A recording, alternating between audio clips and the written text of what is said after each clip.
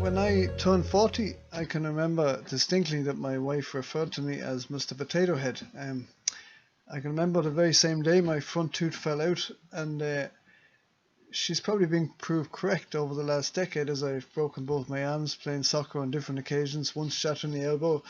I had issues with my back a short time ago, and even broke two fingers attempting to catch a ball at GAA training with Rialta Mara Bundoran. Actually, before official training session even started, I'd broken a finger, but that's another story. My wife's prophecy, I guess, of being Mr. Potato Head unfortunately became fulfilled as bits kept falling off me, so to speak. That said, I acknowledge that I still feel relatively young, and by no means approaching old age. However, there are times it is good to reflect on what's coming, and we live in a culture, don't we, that in one sense is in denial of the fact that we are aging at all. We attempt to hold back the years using healthy eating, different things. We maybe anti-wrinkle cream, I haven't used that myself, or herbal remedies that promise eternal youth. We live as if we're trapped in tin and oak sometimes, but we're not.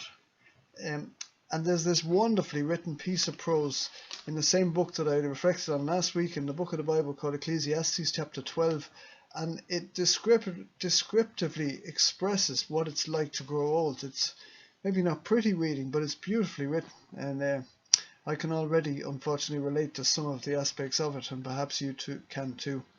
Let me read a couple of verses at a time and a bit of explanation as we go.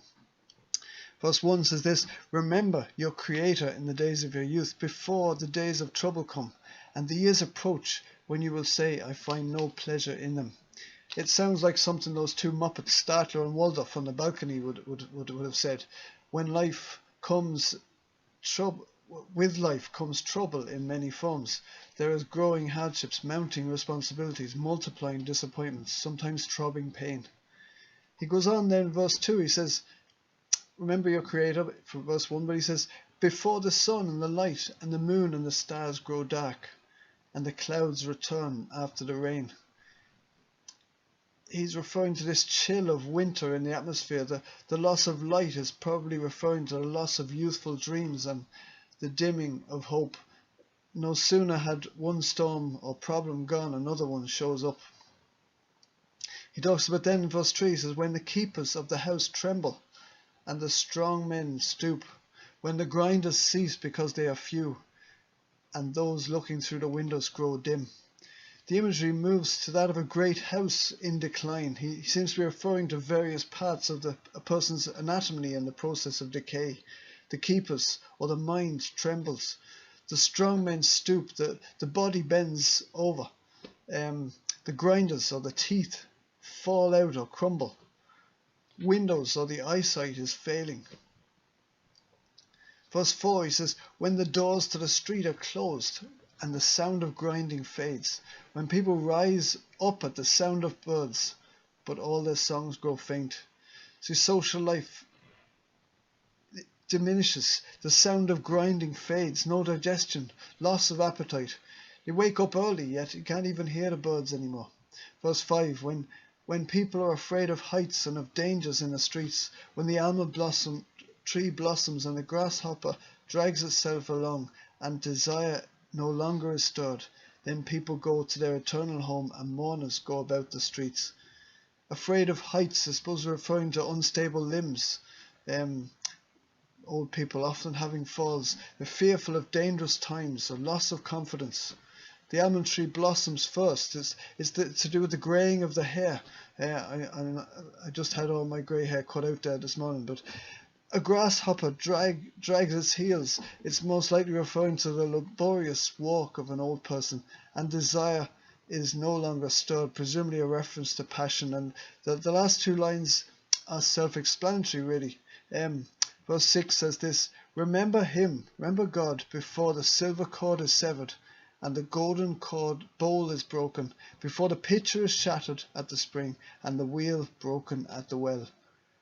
In other words, remember God before it's too late. The imagery is of death itself. The silver cord is most likely the bond between the body and the soul. The golden bowl is usually taken to mean taken as the precious head, and the pitcher is usually taken as the heart that circulates the blood, and all fail in those latter days.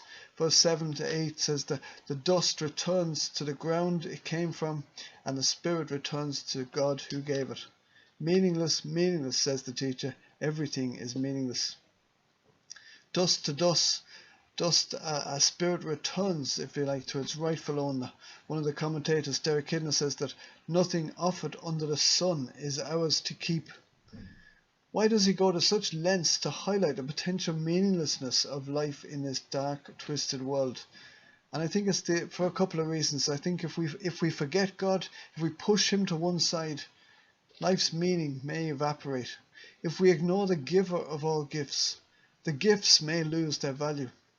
If we rebel against his good commandments, we sacrifice the well-being of humanity, of mankind all about us, our family and our community.